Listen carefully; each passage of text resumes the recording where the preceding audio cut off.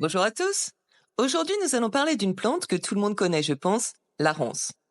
On la connaît pour ses fruits délicieux, les mûres, mais ce n'est vraiment qu'une partie de sa richesse. Toutes les parties de la plante sont utiles. On peut manger les jeunes pousses et feuilles, utiliser les boutons de fleurs, et bien sûr les fruits.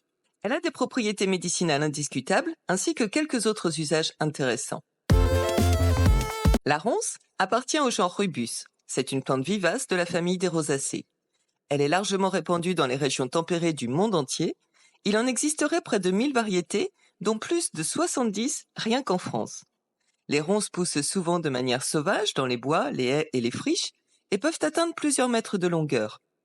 Les ronces sont connues pour leur capacité à se propager rapidement grâce à leurs tiges rampantes et leurs racines adventives, ce qui en fait des plantes à la fois envahissantes et extrêmement résilientes.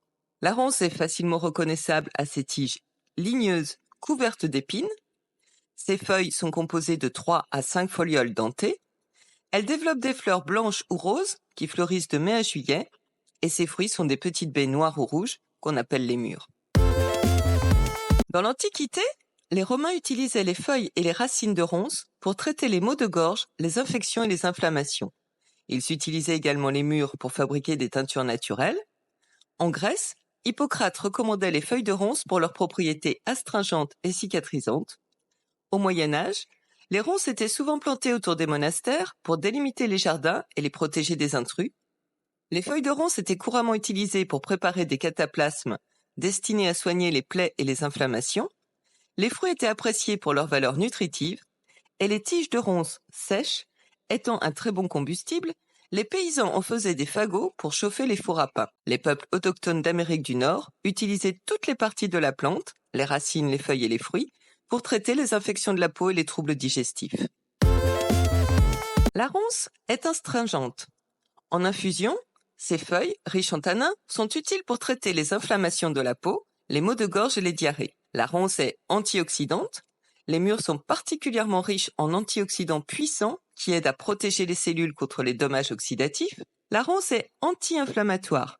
Ses feuilles et ses fruits sont bénéfiques pour réduire les inflammations aussi bien internes qu'externes. La ronce est antibactérienne et cicatrisante. Les extraits de feuilles peuvent agir contre divers agents pathogènes, ce qui les rend utiles pour traiter les infections. En usage externe, les feuilles de ronce peuvent être utilisées en cataplasme pour accélérer la cicatrisation des plaies, des ulcères et des brûlures. La ronce est hypoglycémiante. D'après certaines études, les extraits de feuilles de ronce pourraient aider à abaisser la glycémie, ce qui est intéressant pour les personnes atteintes de diabète. Les mûres, elles, sont riches en vitamines C et K, en fibres et en antioxydants, ce qui les rend bénéfiques pour le système immunitaire et la santé cardiovasculaire. Les racines de ronce sont moins utilisées. Cependant, on peut profiter en décoction de leurs effets diurétiques, par exemple, pour traiter les infections urinaires. Les mûres sont très polyvalentes en cuisine. On les apprécie pour leur saveur sucrée et acidulée, qu'on les utilise fraîches ou cuites. On peut les utiliser en confiture, en gelée, en pâte de fruits.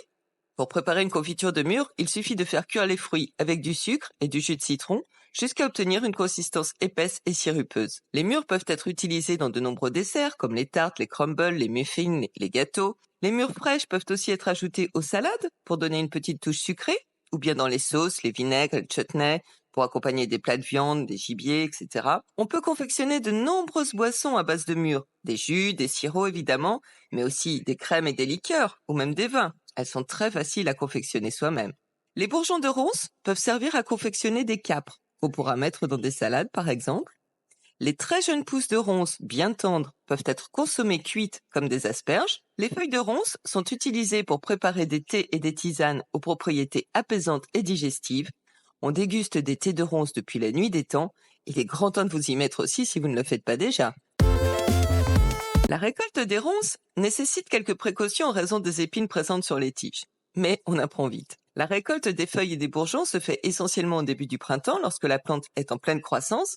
Il faut choisir des jeunes feuilles tendres pour les infusions. Elles sont d'un joli vert très clair et n'ont pas encore d'épines.